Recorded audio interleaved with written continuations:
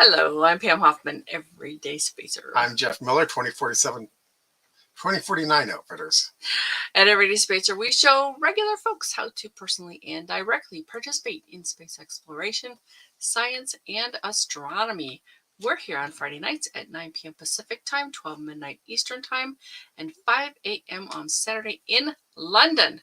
We're broadcasting live from Thousand Oaks, California. Tonight's topic, it'll be a Xenolife discussion. We'll be back in 8.3 seconds.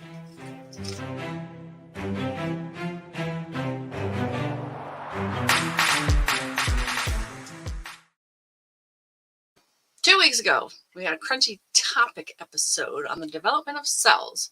And we got to thinking about the possibility of complex life on other worlds. And so this week, we will speculate on life elsewhere in the universe. And Jeff is going to get us started. Yeah, okay. I think last week it was the grabbing of mitochondria that allowed cells to become complex. Yeah, as a power source, basically. Right, because they were apparently outcompeted by the other life forms in the I'm assuming oceans at the time. And they found that they could survive inside other cells. Oh, hey, Cliff. Hey, Janie. Welcome. Glad you are here.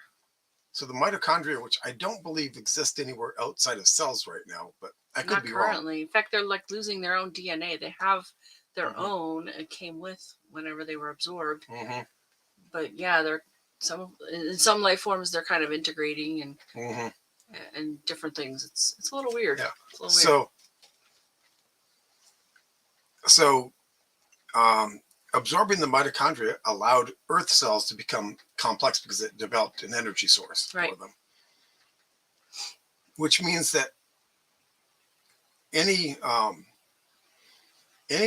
xenoplanet that has complex or has life will have to learn that same trick to become complex life. Or something. Right. A similar trick. It needs an energy source.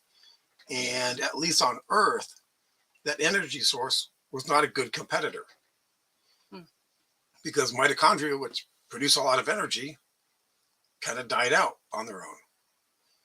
Yeah, we don't really have free-floating mitochondria. Oh, hey, right. Scott. Oh, hey, Scott. Yeah, loving the biology tops. Oh, yes. Yeah. Well, there's so many ways to take them. So, yeah. Like tonight. Yeah. So, we've got two things that, one, it's something that has to happen, either mitochondria or some other high energy source to become complex life. On the alternative, it's something that happened multiple times here.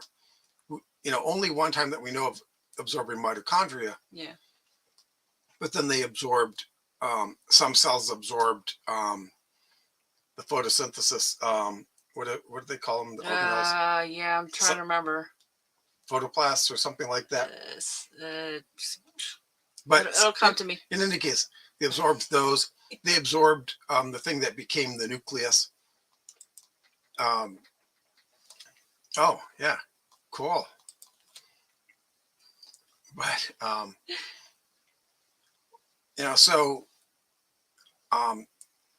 it's something that has happened.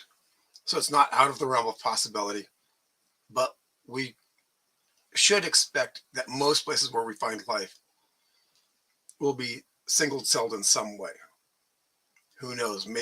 There might be. It's more likely. It's more likely than a multicellular complex like we have here. Yeah, and cells are likely too. I mean, you could, potentially have an entire world of things that look like viruses. But viruses kind of gave up a bunch of stuff because, no, not cool, he's saying. No, not cool. Yes. 105 is pretty warm. It's true. I was doing this for the flight. But, cells are a good way to protect the inner workings. So I'm going to assume that cells are likely. Viruses gave up a good chunk of their production because most of them can't reproduce outside of other cells. No. They're parasitic. Yeah. And nothing is created as a parasite. It becomes parasitic. Because how did it develop in the first place if it didn't have a host in the beginning? Right. So now, I mean, there could be other sources of power. Like maybe there's a planet that's in a place where its sun provides that. Its star. It's right. Well, and that's what happens here now. But well, no, I mean, instead of mitochondria, what could replace the mitochondria? Could a star replace that as a power source for the cells, for them to... Right. Photosynthesis does that. Maybe more photosynthesis. Or are you talking strict radiation? Because there are radiation eaters. There are some bacteria not complex, right? No. Okay. So I'm trying to say, could there be a system that has a planet that has basically multicellular life that doesn't have an organelle like the mitochondria, and what could replace that? Could something like the star, there'd have to the energy from the star, replace it? Maybe have much more energy available.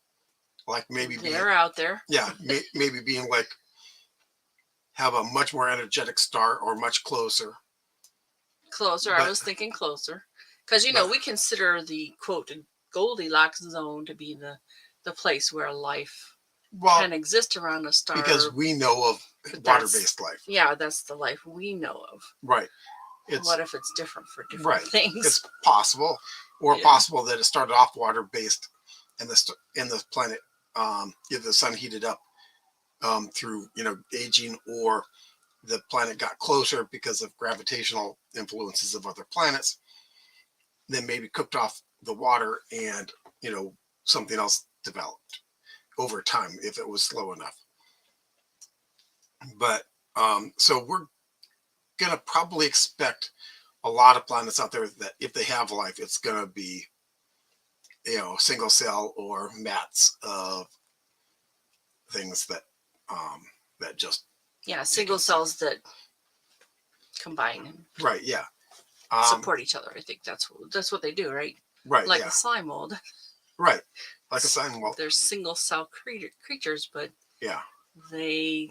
Although I think they have mitochondria. I don't think that. Oh, they do. I don't think that they'd be able to do what they do without mitochondria, just because they are a bit more active. I'm not positive. Slime. You'll have to. And that's the picture on tonight's episode. That's the only reason I mentioned it, and it's a fascinating creature. Well, and it's possible that if we find a planet, it'd be slimes that are potentially carnivorous. There was a Japanese movie about going to Venus. Love the Japanese. And one of the things that they encountered was something that would basically acted a lot like the Blob from the 1950s movies that we had. Another thing about life out there is methane breathers are probably short-lived. If we see a planet with methane, it either has no life or it has methane breathers, and it must be in its early development in that case. Okay. Because methane breathers tend to produce oxygen as their waste product. Okay.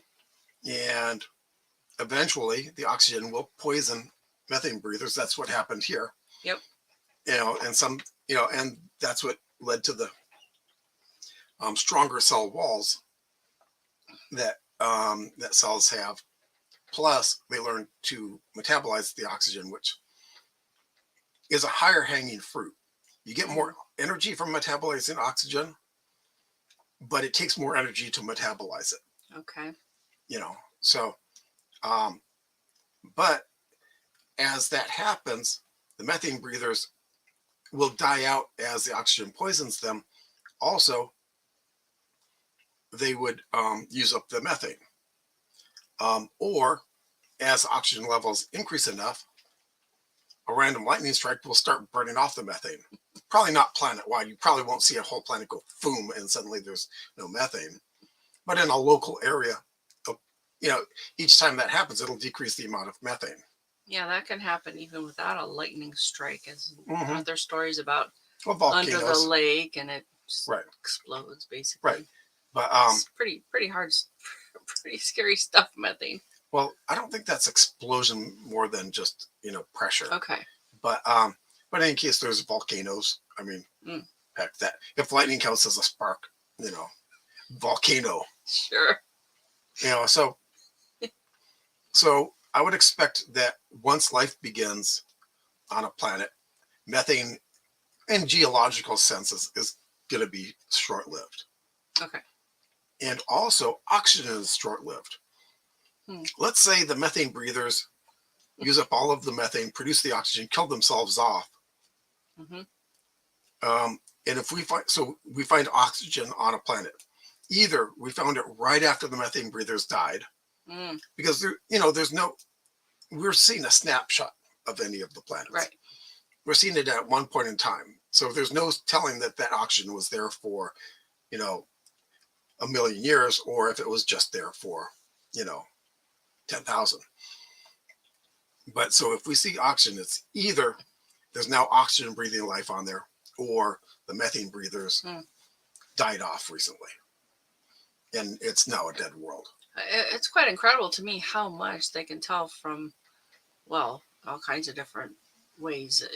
Spectroscopy, unbelievable tool. It's like right, yeah, and so we can find out a lot about the possibility of life and the development of it. Note again, as Pam pointed out earlier, that's life as we know it. Right. Could there be other forms of life? Sure. Can we speculate about them? Yeah, we can guess. You know, any idea is valid until we have anything that disproves it. So I'm not really going to go there because, you know, could a nebula be alive? You know, Star Trek loves that one. Yeah, they do. Yeah, it's a fun idea. Yeah, or you know, have life in a nebula. My thinking would be, how would there be enough contact between them, because the nebula is kind of spread out. It's like saying asteroids are alive. Well, they're so far apart that, okay, how would they mate? You know, how would they interact? They probably wouldn't. Yeah. So that's pretty much it. I mean, once you get some energy source that allows it to be complex, then things get interesting, and you end up with the possibility of having someone to talk to. Right. So most likely we're going to find bacteria, and possibly even on places like Mars. I mean, there's some interesting indicators that there could have been life on Mars, although it would have been bacterial related. Well, yeah, unless it got lucky. But we haven't found any fossils. No. So, you know, chances are real good that, you know, if we found something, it wasn't complex. Yes. Right. Okay. Should I go on? Yeah. Okay, let me share a screen and talk to you about these things, because, of course, you know, lots of people have speculated on different planets and what might exist because of those planets. And one of those guys is this guy, Wayne Barlow. Now, Wayne Barlow is one of the very first people that I knew of. And this is the book here. I think I have it up here somewhere, too. But he's got a lot more stuff than I realized. So that was kind of fun to find out as we were doing our research on this particular episode. So we found these other books, and it was like, oh, okay. So what somebody like Wayne Barlow has done is taken a planet and said, okay, so if it were like this, what might the critters or people be like? And on this little bit, I thought this was kind of interesting. He's a well-renowned science fiction and fantasy author and artist who has created images for books, films, and galleries, written a novel, screenplay, and so on. But yeah, it was very fun to find this book, because let's see, do we have a date on this? I don't even see a date for this, but this is when was this published? Do you remember? I don't know. I have it. I have 3 of his books, and Now, one of the books was just taking aliens out of science fiction and, and doing a write-up on them. The other one is a bit more speculative. Okay. All right. So basically, this one is Great Aliens from Science Fiction and Literature. It says right in the title of it. Right, but what I don't see is the publication date, which is a little bit surprising. But anyway, so then some of these other people, look at this, Christian Andrew Klein, The Teeming Universe, an Extraterrestrial Field Guide. And one of the things you commented, Jeff, was the Barlow stuff is probably not that accurate. Even if those creatures could have been on those planets, they don't quite fit, right? Right. Well, he does a really good job of justifying them. Okay. I mean, he does go like beyond the original source to try to figure out how would this thing survive? How would this thing? But it's kind of slapped on there. So, he's assuming this exists. How could it exist? Is essentially what, instead of, what were the things that led to it existing. But so I did put a link to this page in the description on YouTube for our episode tonight, and you can see some people have had fun with it with comics, but there are some folks that are pretty serious about it, and they I meant to show you this. So this person here takes a pretty good look at it, and it's fairly recent, 2021. I got another comment. Cliff asks, so Wayne's is fiction or speculative? Most of his stuff is actually fiction. Yeah. Because he's taking critters from other people's books and shows and trying to visualize them and basically trying to biologicalize them, trying to show how they would actually work. And so it's kind of speculative on top of the fiction. And I don't know anything about these because we didn't even know about these books until we did the research for this episode. Oh, this new author. Yeah. Yeah, this person, and then there was I think we found a name, so we looked up this person. But it wasn't exactly the same thing. No, this is After Man type of thing in dinosaurs. Oh, Janie says the first edition was 1979. Well, thank you, Janie. Which is about right, because I thought it was earlier, actually, but that's about when I probably got it. Yeah, it makes sense. Makes sense. But oh, and there it is again. Yeah. So pretty interesting stuff. Yeah, that previous book that you referenced. Okay. Yeah, come back to us. Oh, well, you want to see this one? Which one? This one? This one, the Teeming Universe? Yeah, the Teeming Universe. That is probably much more speculative. Okay. And seems like it's got a lot of good ratings, so that's cool. Yeah. I think it'd be really fun to get those at some point and take a look at, what they are. And how good they are, because that's one of the things too. You can sit there and go, I don't know about that. Well, yeah, and here's another thing: when you come into complex critters like that, and this is a feeling of a lot of science fiction, because they create a critter to inhabit a role in the plot. I mean, that there are very few that take how did this critter come to be, and then go from there and then create the plot around that. I mean, I have heard of them. Like a Heavy World. Isn't there an author who does a Heavy World? Oh yeah. Very good. Very good. It's well done. It's well done. Yeah. Yeah. I don't remember his name too. Yeah. And I don't think there's. I reread that book like every few years too. There aren't any pictures associated with it that I know of. Like, someone actually illustrating what that character, what that creature might be like.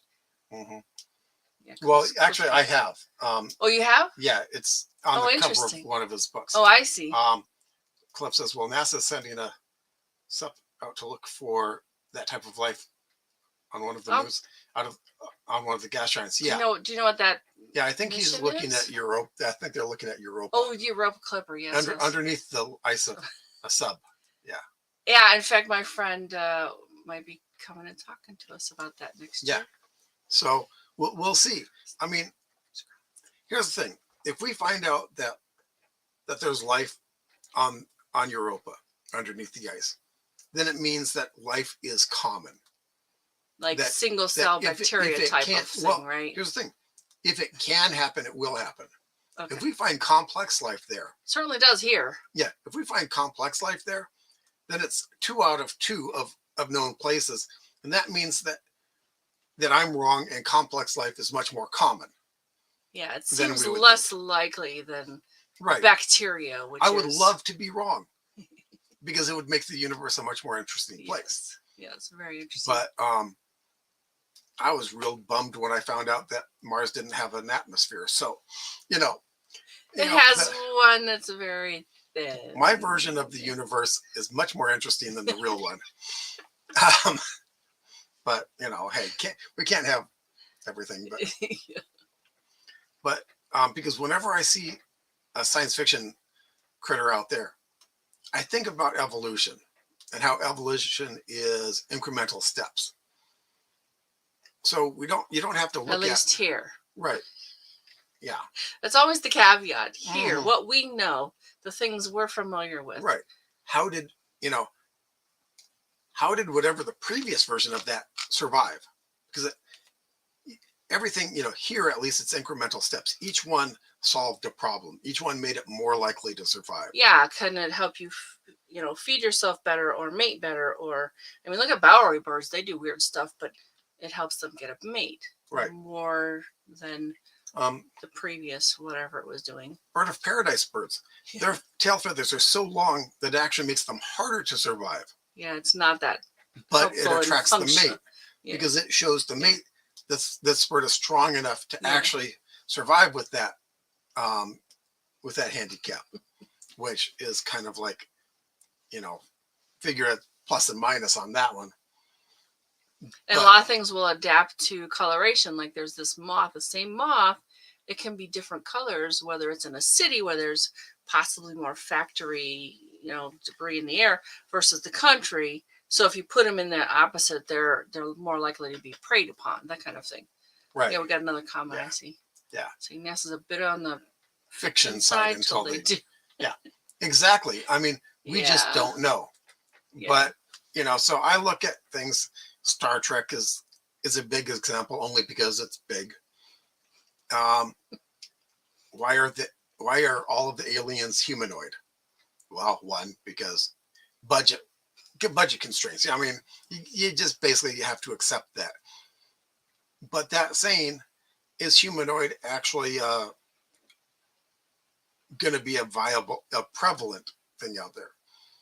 And had a huge discussion on Stack Exchange about this, and came up with some interesting things. Like 2 eyes is probably going to be the most common, because with 1 eye you don't have ranging. You can't range.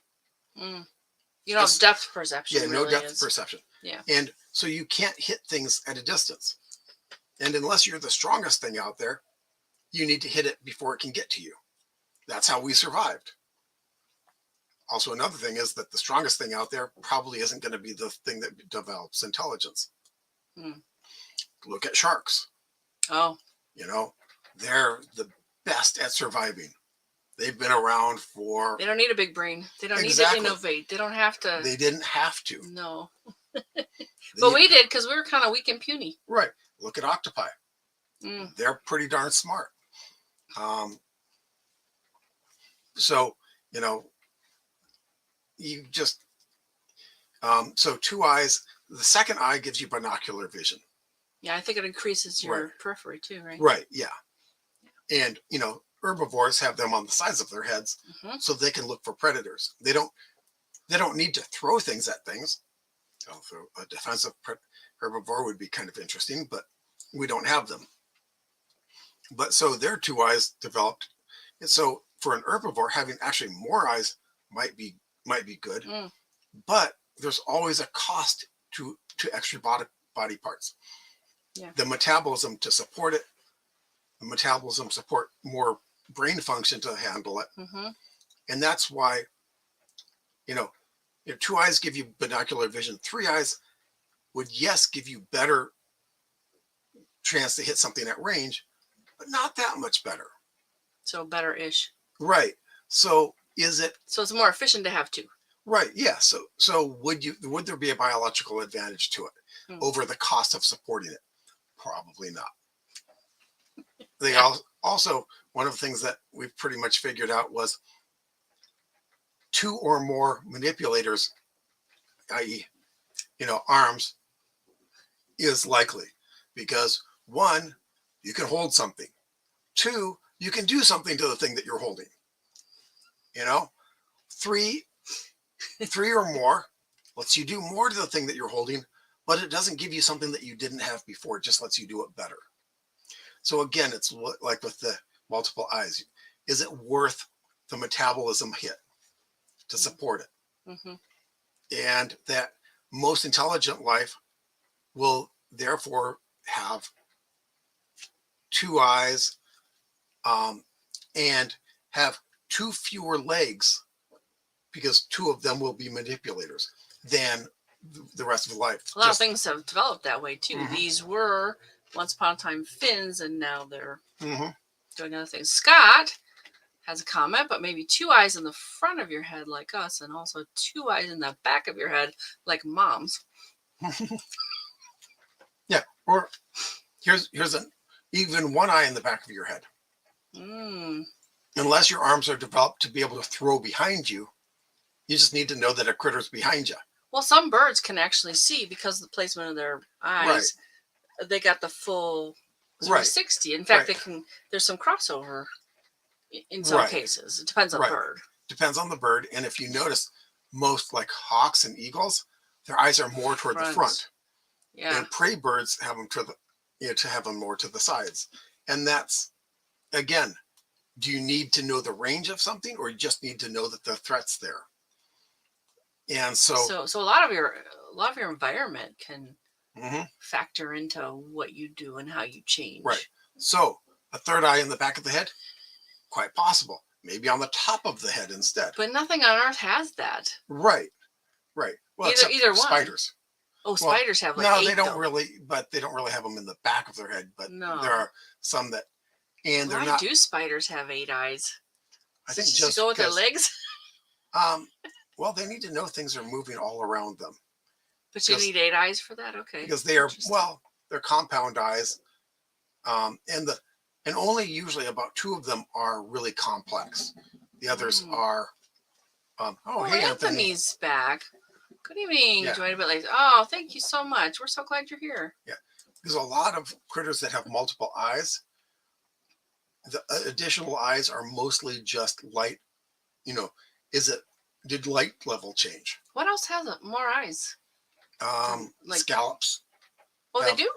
Have like all along the opening, they have a ridge of eyes. Oh, yes. But and but yeah, most things have 2 eyes. I mean, and it's it has more to do with where they are. Like we have eyes in front, and some birds have eyes on the side, and I think a lot of lizards do too. Yeah, and a lot of insects. Most insects have just 2 eyes. And some eyes are on stalks, so they can move around. Right. That sounds pretty efficient. Right. For what they get, and like you said, the energy hit and the Yeah. It also makes them more vulnerable. So, somebody can whack off everything's everything's trade-off. Yeah. So that's you have to figure the trade-offs for stuff. And for in a science fiction story, something that's perfect at something, you kind of have to figure, how did it get there? What were the conditions that made it there? I mean, they talk about the aliens in the Alien movie being perfect killing machines. Well, it turns out in later ones that they were actually genetically engineered to be as such. Let's see. Axolotls. Yeah. Is that how you say it? Don't have eyes because they live in caves. Right. But they lost them because it did not make sense to support them, to spend metabolism to support them. Because they didn't really need them. Right. Yeah, some of the fish, they live on the bottom of the ocean, and so the eyes have migrated to sit on top of the fish. Then you get the flounder on each side. You get the flounder that lives on it. Most fish are like this. It lives on its side. The eye from here, moved itself. So, that's, you got to imagine that at one point there was just some mutant flounder that had its eye moved. But it was an advantage. So it was an passed advantage, that along. It survived better, well, whatever, somehow, and passed that along, and the generations that followed maintain that change, that difference. Yeah, so I think, most of the speculation about alien life doesn't take that into account. There was a game called Spore, I believe, where you evolved critters. Okay. And the whole thing, the point was to get them to be spacefaring through evolution. All right. And that it was simplistic, but it actually got the whole evolution, from getting from one point to another. So they had some kind of logical path. Right. And it wasn't just a single path. You could branch out into a lot of things. It's just that each iteration had to be better at the current conditions than the previous one. Okay. So, and I'm keep thinking about that heavy world, and I wish we could remember the name of the story and the author's name. But one of the things that, they were very low, they were very squat, and I think humans tried to visit them, right? Well, wasn't the story that humans came and they were... Humans could live on the equator because the world was so heavy and spinning so fast that it actually pancaked. And near the poles, the gravity was much heavier than on the equator. On the equator was like 3.5 Gs. So humans could survive there, but not well. Yeah, uncomfortably, basically. So yeah, so the humans... So what was the top, 8 Gs or something? 8 related. I think it was close to 10. Oh, okay. Or no, it was up to 100 Gs at the very near. I see. It was, but very things heavy. That were quote dropped just seemed to disappear and reappear. So they were here and then they were here. Right, because their nerves didn't fire. Their nerves actually fired faster than humans, but not that much faster. And the G forces were such that things would just move too fast. They had no concept of ranged anything. They had a great fear of heights. Yes. Because if you were over something, or if something was over you, then it would suddenly stop being above you and crush you. Yes. So yeah, I think that author did an excellent job. I don't think I've read that one. Yeah, still trying to remember. Yeah. That's okay. Shoot. Because he had two, because once the humans interacted with them enough, they actually used them for the surface of a neutron star. Or no, yeah, I think it was a neutron star, because the gravity at the center of their planet was similar to the gravity on the surface of the neutron star. Oh. Because remember, the farther you are away from the core, the lower the gravity, pull is. Just like, well, say you took the Earth's mass and made it into a black hole. If you were very small, right, it'd be very small. But if you were, the Earth's surface away from, if you take the center of the Earth, the distance to the Earth's surface, and I forget the number, but then you were that far away from the black hole with the Earth's mass, you would have 1 G. You wouldn't have anything to stand on, but you'd be facing 1 G. So, so the farther away you are, and that's why the heavy world, because it was pancaked along the equator, it was lower. Did Janie find it for us? Heavy World books listed Between the World and Me by Todd. No. Necessary Trouble, Americans in Revolt by Sarah Jeffy. Fascinating that you found 2 books that I don't think either one of us No. have ever heard of, right? No. It's Yay, we get to it's look not. them up. It's much older. It's Very old. Yeah, 50s, 60s? No, 70s-ish. Okay. I met someone really author. famous. Someone really famous. Well, famous in the science fiction community. Yeah. You actually met him? No, Yeah. I didn't know that. He was actually a physicist. Oh, okay. Oh, no. Yeah. Okay. Yeah. So, and yeah, they were built like a centipede, very low to the ground, with pincers.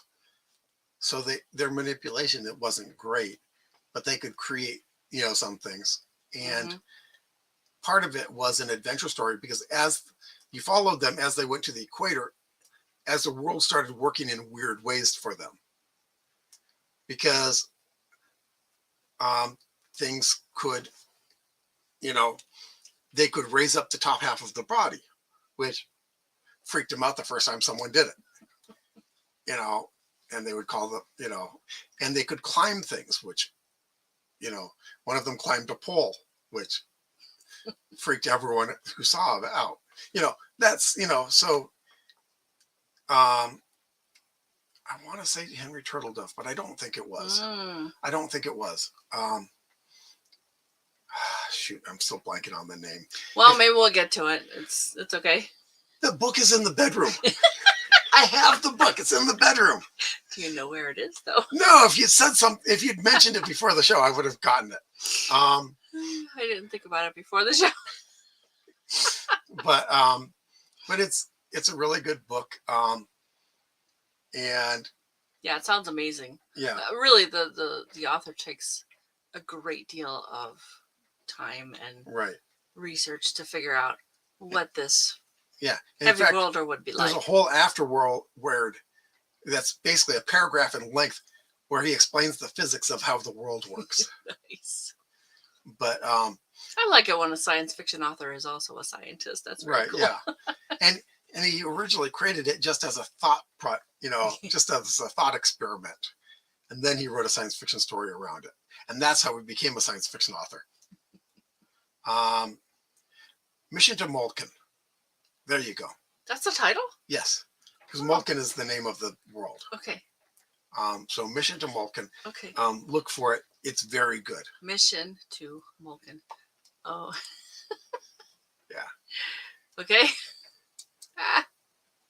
Yeah. I think you're on a different show, Cliff.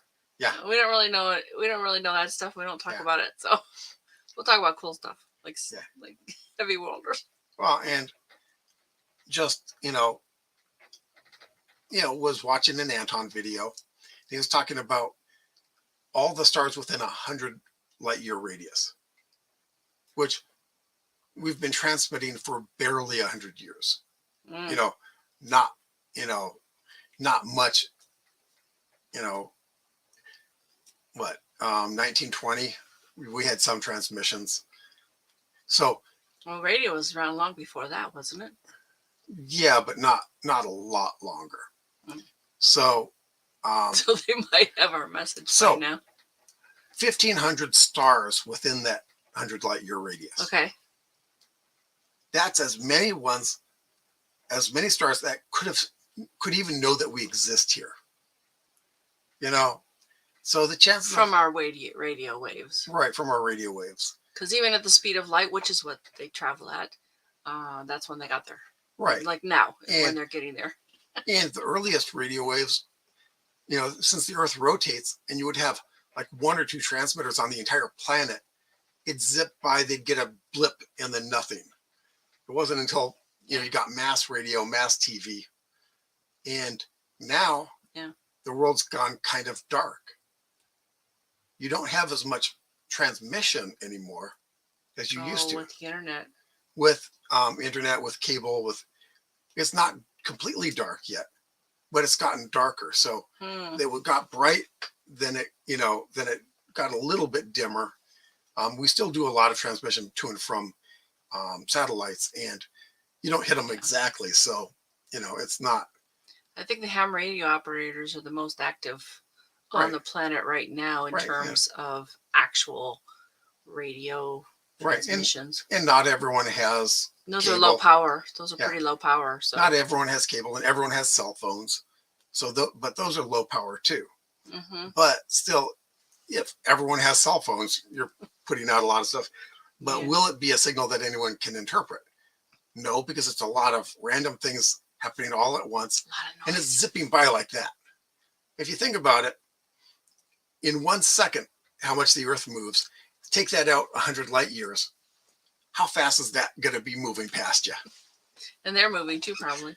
All right, Cliff says, I think we've only reached about 10 in 100 years. 10 Yeah. other potential planetary systems? Yeah. Yeah. Oh, Janie found it. Is it Mission to Moluccan, Hugh Manx Commonwealth by Alan D. Foster? No. Oh, it's not. About ice planet with cat-like aliens. Oh, then maybe I missed the name. Too But fast for Alan Dean Foster, that's not a heavy world. That's an ice planet. So I got the name wrong. But good book. Alan Dean Foster, great author. Yes. The Hugh Manx Commonwealth is a very interesting. They're fun. Yeah, assumes that a human-sized praying mantis type critter developed intelligence, and is a much more much calmer than humans. And basically the two races essentially enter a state of symbiosis. Mm-hmm. Not like biological symbiosis, but just helping each other out, basically. Yeah. For one thing, they liked different planets. So there wasn't a competition. I mean, our Amazon rainforest would be dry and chilly for them. It's just like they could live there, but they'd rather not. I mean, we could live on the poles of their planets, but we'd rather not. So that's. But you can wear suits, you can interact with each other. Anywhere in the temperate here is survivable for them as long as they've got something to keep them moist. So, and again, you can survive on theirs.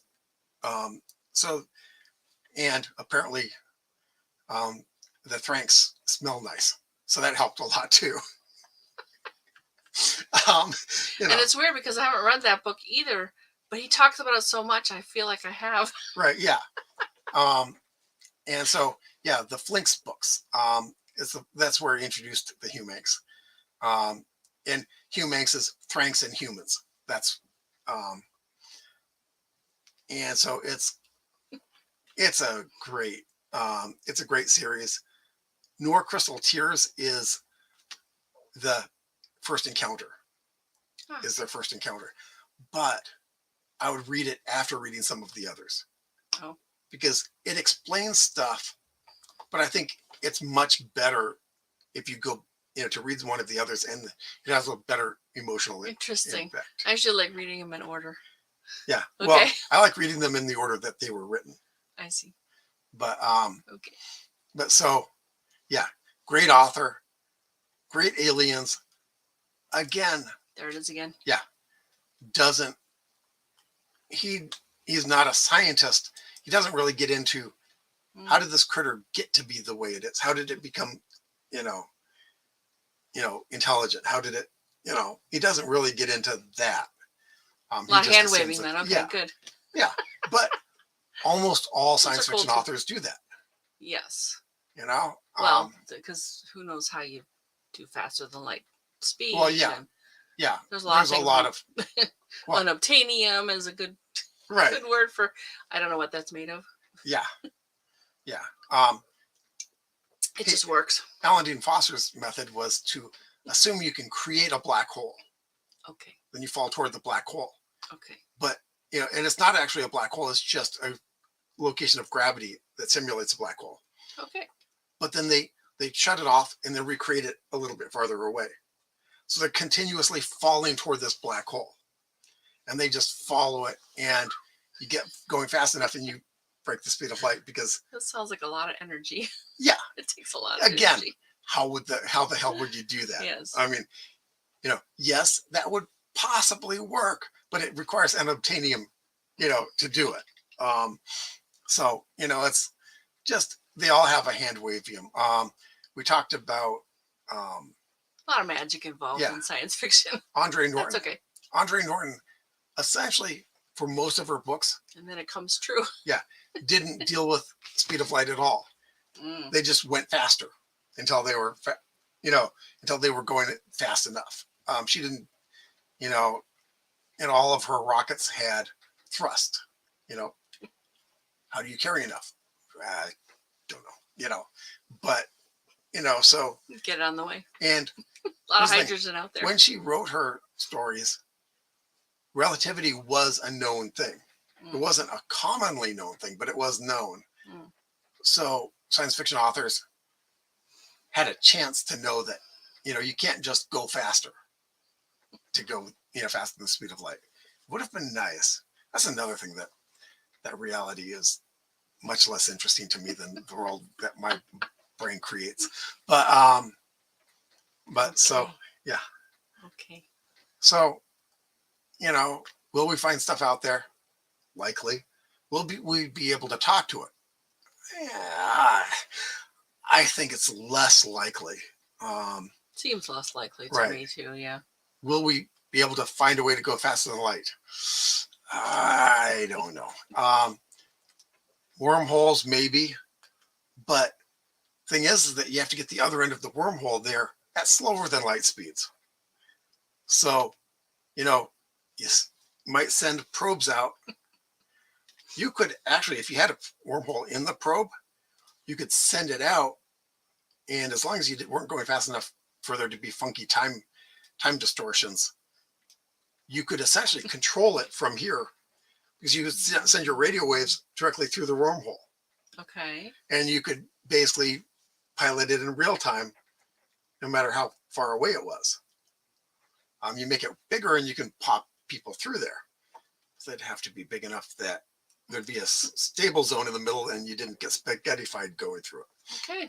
But but so you could use wormholes to explore, possibly use wormholes to create a big enough wormhole to go through. So we might be able to send automated probes out until we find something interesting, and then maybe it could expand the wormhole in it to in order to allow people to build structures there.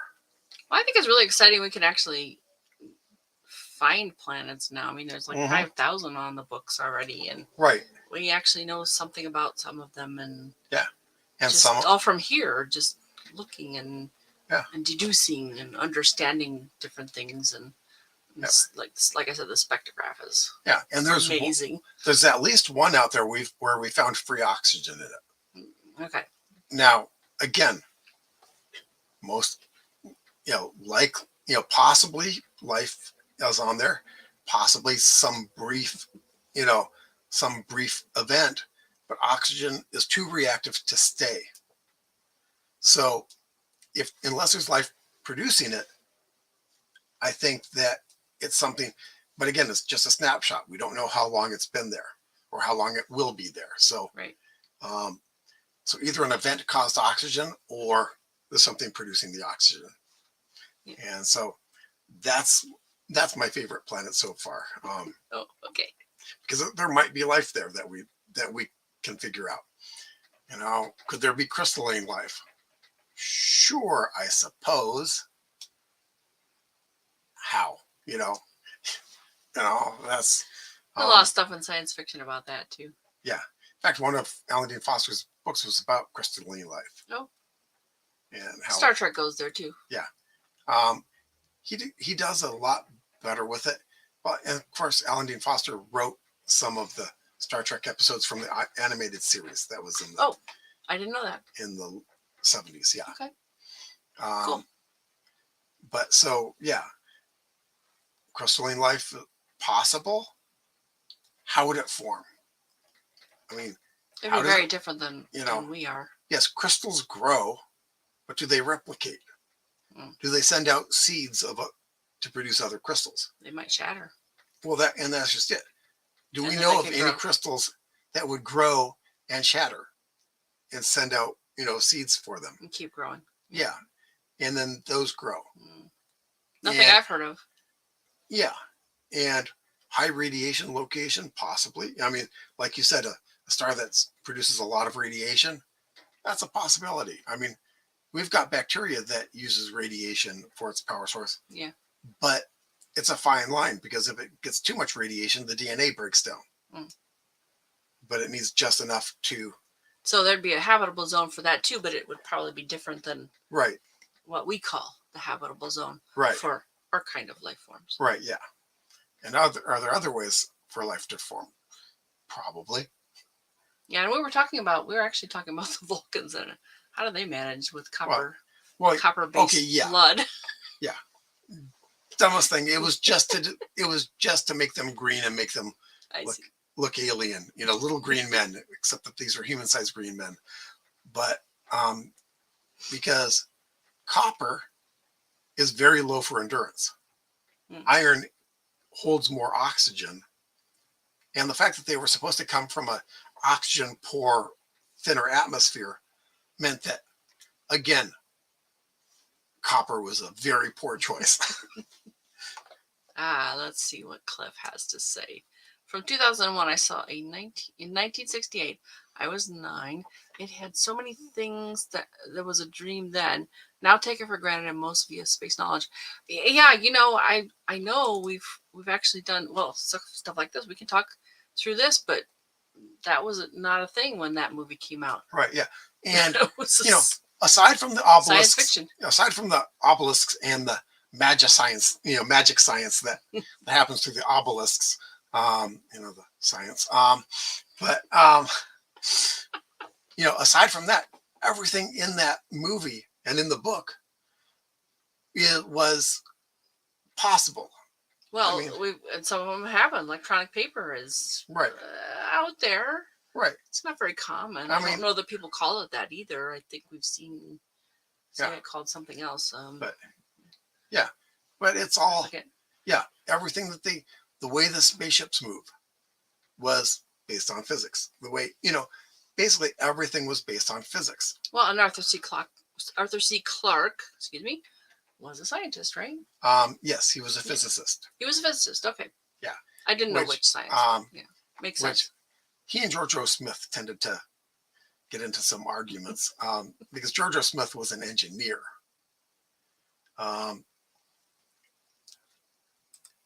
Was science fiction then? Now it's real. Yeah. Yeah, a lot of stuff on Star Trek. I mean, we have iPads and stuff, and that's one of the things they would hand to each other to get signatures and different things. So yeah. I think the first flip phones that we had were inspired by Star Trek. Makes sense. But yeah. Yeah, I know Leonard Nimoy was he on an escalator or something? Yeah. Flipped his phone and got funny looks from people around because. Yeah, and because he used just the exact same flip. The move. Yeah. So yeah, pretty cool. Yeah. Amazing. All right. Anything else on Xenolife discussion? Unless someone else has something else. And we'll watch for your comments. No problem. So Jeff's gonna do the star events because I got a long list for the other part, and it's a little bit involved. So go ahead. Okay, some stellar events this week, December 15th through December 22nd. December 15th, Pluto and the Moon are in conjunction. Ooh. Again. Which one will you see? The Moon. Yeah. Not Pluto. Not without a really big telescope. On the 16th, Moon is at perigee. That's the closest. Yeah. December 17th, Saturn and the Moon are in conjunction. That you'll actually see both of them. December 19th is the first quarter moon. So 16th and 17th, you're going to have a nice little crescent. Yeah. In fact, you did a fairly big crescent by then. Yeah, it'll get bigger and bigger until first quarter. Yep. December 19th. Oh, we got that. First quarter moon. You keep moving it. Sorry. And Neptune and the Moon are in conjunction. Again, you're probably not seeing that unless you've got some good optics going. December 20th, Moon is on the equator.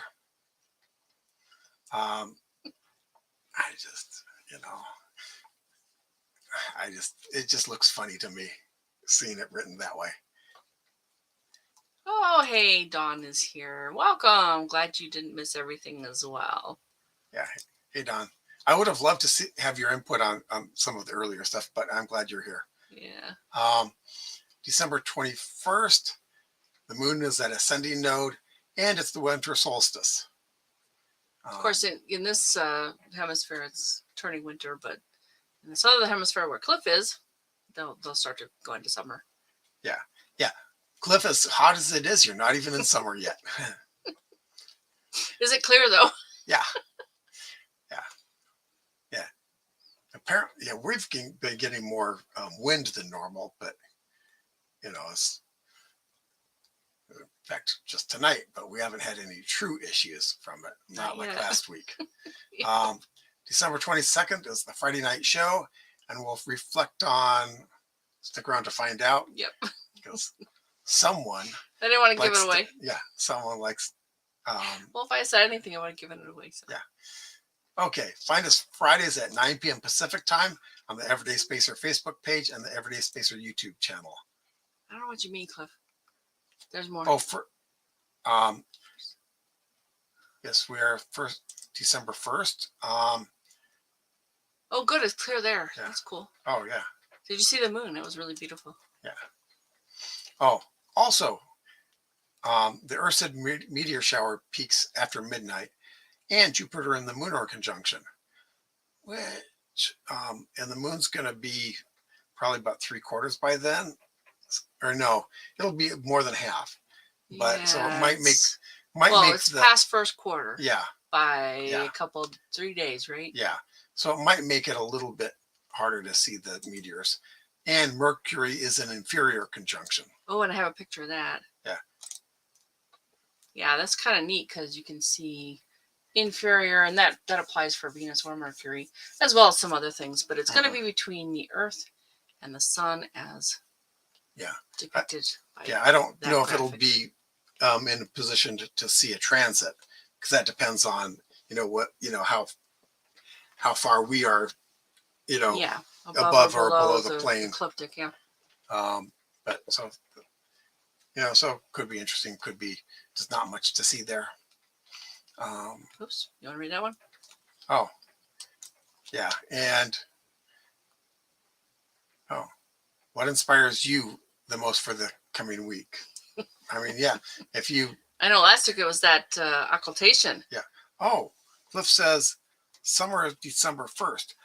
Interesting, because that's not how we do it. We do it based on the solstice, not as the first of the month. Right. So that's interesting if they do it that way in that's in Australia. Odd. Is that an official way of marking where summer is, or is that interesting, just like a commonality? Like we've been calling it winter.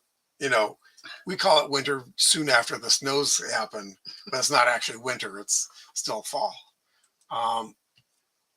And Cliff says, and now storms all around, big ones. Oh, the heat. It's the heat. Yep.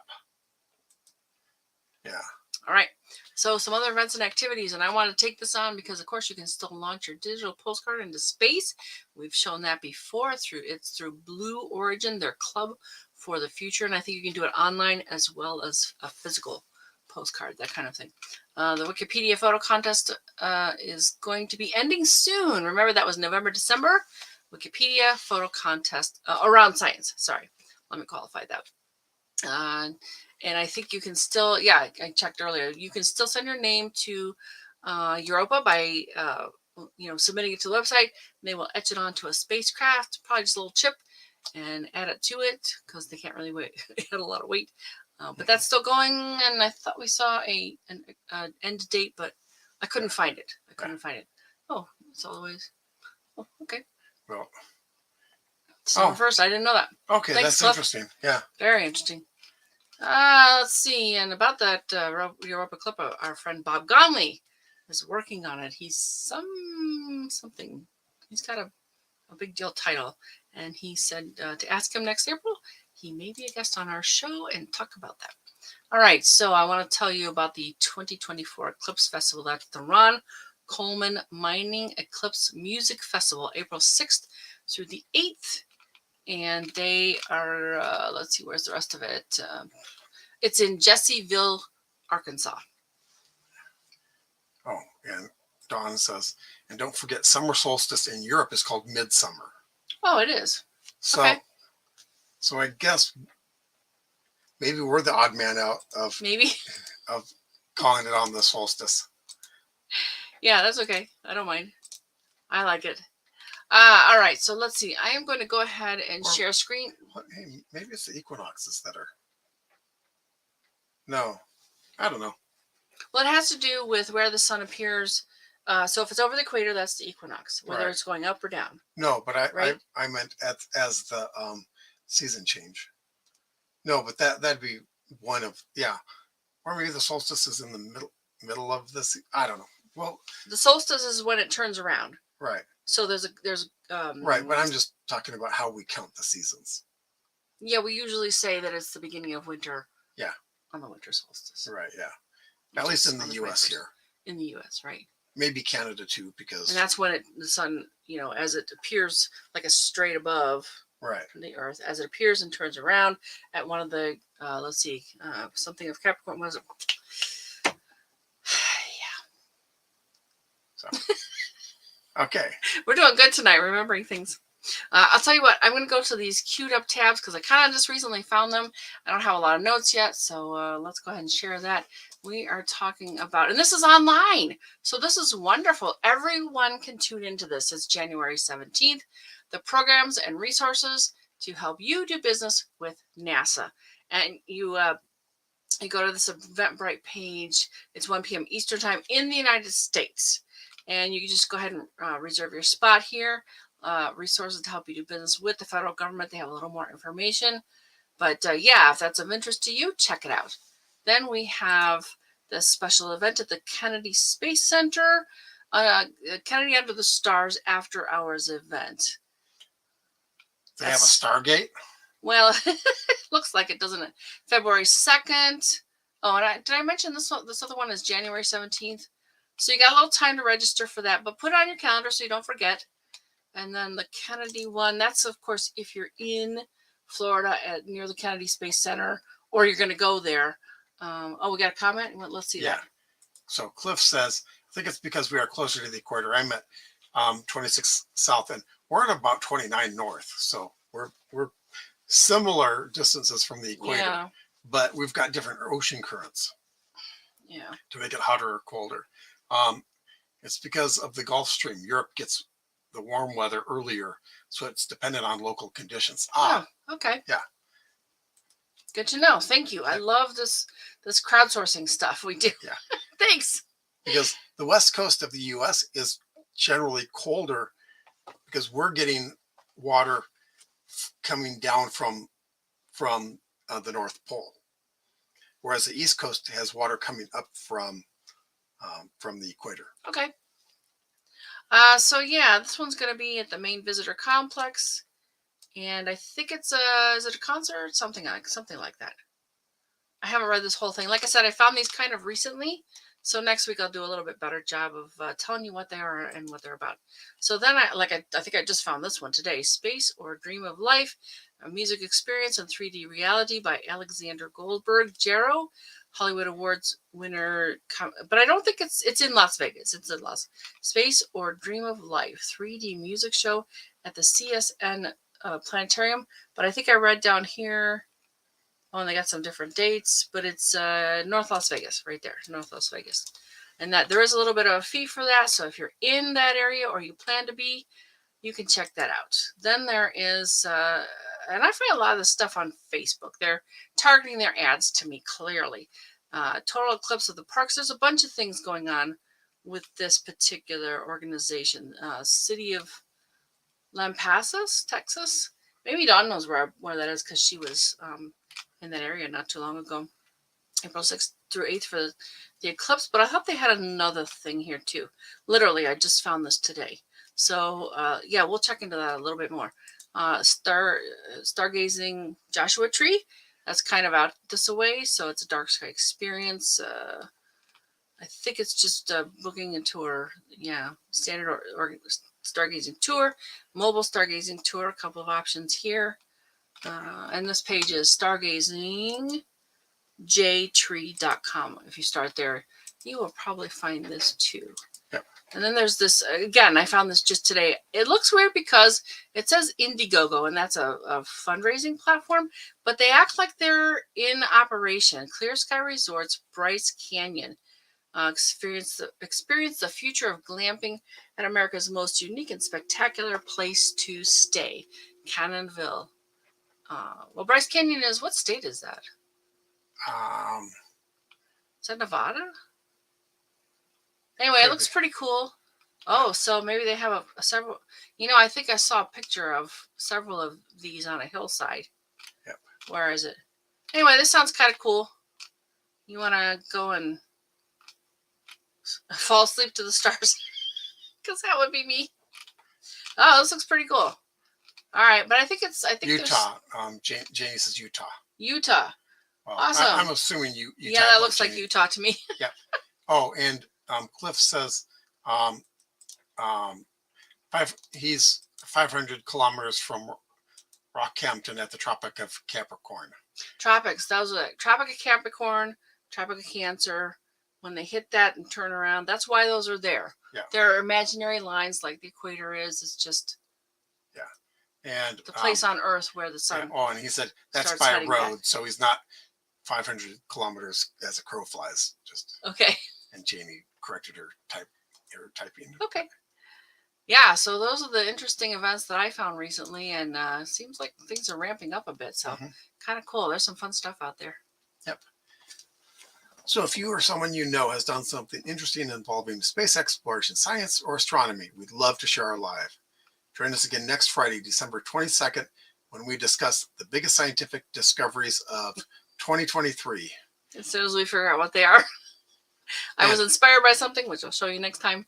Yep. And it was like, oh, let's do that for our next show. Yeah. So, I mean, there's a number of discoveries out there. What are we going to do the 10 biggest? Are we going to do a 10 countdown or something? We got to decide that. We got a week. I'm glad we've planned these things out so well. Could be worse. All right. So, Janie, Cliff, Dawn, thanks for joining us. Who else was here? I know Scott was here and Anthony was here. We're so glad you're here. Thank you so much for being here with us. If you have more comments, we will watch for those. And yeah, anything else from you? Nope.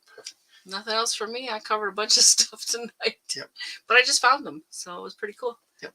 It's fun to let you know about cool stuff going on out there. Oh, did we get a new one? It looks like we got it. Oh, Cliff. Maybe a new one. Yeah, hang on. Yes, hang on. Let's see. Oh, Janie just says, thanks, guys. And Cliff. Thank you, too.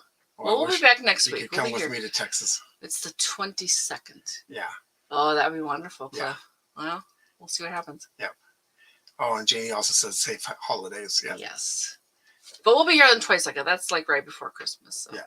Because Christmas is Monday the 25th. Yes. Cool. All right. Well, we're going to wrap it up here tonight. Thank you so much for being here. And yeah, come find us next week. We'll do some more. Yep. Good night. Good night.